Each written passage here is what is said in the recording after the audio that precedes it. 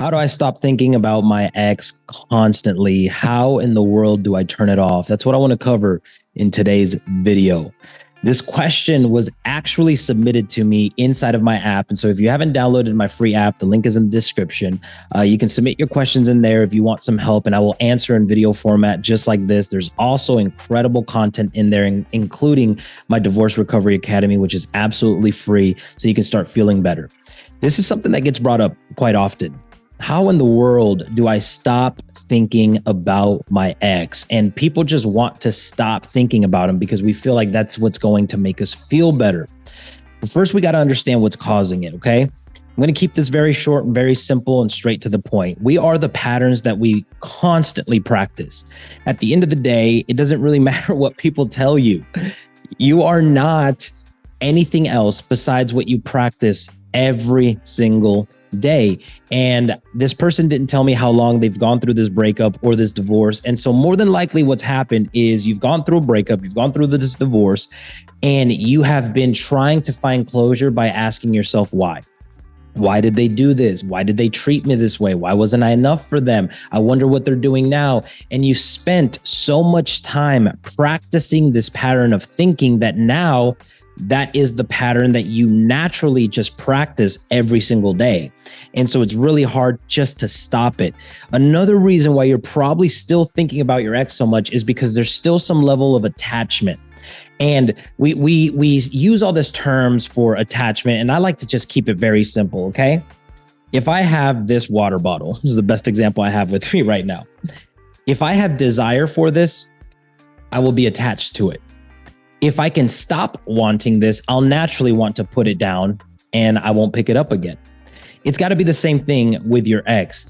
It's not about turning off in this season that you're in right now. It's not about turning off the thoughts about your ex. And it's not about not thinking about them. It's about choosing consciously to think about them differently. The more that you practice a pattern, and this isn't talking crap about them, this is just looking at the facts of who they are right now, how they're showing up currently, and also take some inventory of how they actually showed up in the relationship. Were you guys even actually aligned? Were your values aligned? Were your beliefs aligned? Is there some things in the relationship that maybe they were just unwilling to adjust and compromise in or fix that started causing you more troubles? Did they make you release some friendships that you didn't want to release? Did they make you quit some hobbies that you didn't want to quit? Did they make you, and first of all, I use that word lightly because nobody can make you to do it.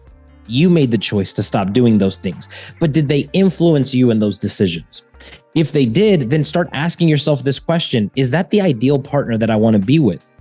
What's going to happen now is you're going to start thinking about your ex in a different light. And what will end up happening is slowly as you practice this, it's actually going to happen pretty rapidly because slow is smooth and smooth is fast. One of my clients said that the other day and I was like, oh, that's sexy, man. I'm stealing that, right?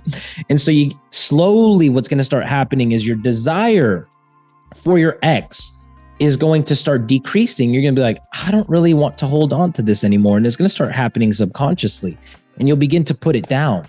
Another reason why we actually cannot stop thinking about our ex is because humans are wired naturally to avoid pain instead of experiencing fulfillment. We're naturally wired to operate that way. When you become aware of that, you can now make the conscious decision of, okay, am I just trying to avoid pain? Or am I trying to actually experience fulfillment? If you're trying to experience fulfillment, then you will naturally change the questions and the patterns of the thoughts in your mind. Instead of focusing on them, you'll start focusing on what life you want to build so that you can experience the fulfillment that you want to experience. Not a lot of people do this because it can be difficult. It can be difficult at first, and it's not for any other reason besides the fact that you have been practicing the pattern of obsessing over your ex. And so I want to submit this to you. Start thinking about your ex differently to the point where you might not even want to think about them anymore. And then introduce something new.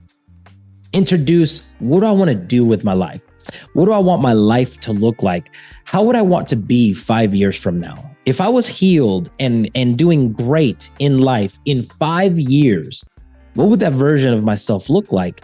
and start practicing these new patterns of thinking. It's going to take practice. Most people think that you can just sit down here, watch this video, or talk to somebody, and you're going to feel great and it's going to cure all your issues. That's not how it works. You have to practice. You have to be willing to put in the work. And the more you put in the work, the more you're going to get the results. This is something that I tell my clients often. What's annoying now, because it's going to be annoying to choose to think differently about your ex and to choose to focus on the 5-year version of yourself. It's going to be annoying because you're going to have to choose to do it. But what's annoying now will become automatic later. Just like everything, when you first started learning how to walk, right? Or I'll use a different example. When I first learned how to play baseball, learned how to hit a ball, it was so annoying because I had to twist my foot and squish the bug. I had to sit down on the toilet, is what our coach said, right? And that was fixing my stance. I had to make sure that my elbow was up and not down, and I didn't drop it so I wouldn't pop out. It was all these meticulous details that were extremely annoying to learn in the moment.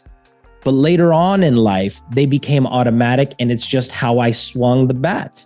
So what will end up happening is if you make the conscious decision to give yourself 21 days, 30 days, whatever goal you want to set for yourself, to be consistent on thinking new thoughts about your ex and thinking more about your future and the life that you want, the person you want to become, what's going to end up happening is you will naturally begin to operate out of that. And the next thing you know, I see it happen all the time. It's going to be like a light switch just hits.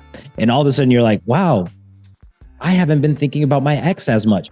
Or when I do think about them, I'm not feeling terrible about it. Because really, the reason why you want to stop thinking about them is because you want to feel better. So if you want to feel better, don't try and stop thinking about them. It's not going to happen. It's like these people that say, I will forgive, but never forget. Of course, you're not going to forget. We don't operate that way. But what will happen though, is you'll think about it differently. This is how forgiveness happens, right? And so I want you to do the exact same thing. And I want you to get very practical about it. Set some reminders on your phone, like 3 times a day, where you're going to choose to think about your ex, but you're going to choose to think about them differently. And you're going to choose to think about your 5-year self. Where would your life be? Where do you want it to be? Not where do you think it'll be? Because if you do that right now, you're going to think that you're going to be alone. You're going to think that you're going to be miserable. You're going to think that you're going to be, not your best self. You think you're going to be in the same place and stuck. All these things because you're not in a good place right now. So your thinking patterns are naturally going to lead you to disaster. So don't think about where you think you'll end up. Think about where you would want to ideally end up in a dream world in the next 5 years and who you would ideally become in those 5 years, and obsess over being practical about this practice. And I'm telling you, if you can choose to think new thoughts, you're going to experience new feelings. I hope that helps you. And again, my name is Frank Ortega. I'm a divorce recovery coach. And if you need any help overcoming some of these situations that you're going through and you're just having a really hard time doing it on yourself, then I want to invite you to book a one-on-one call with me. The link is going to be in the description as well. You can also get my free app in there. And if you're interested in joining my coaching group, we can also chat about that inside the life support group, which is free inside of my app as well, so that we can get you the freedom that you deserve. So you can start living life as more than a conqueror.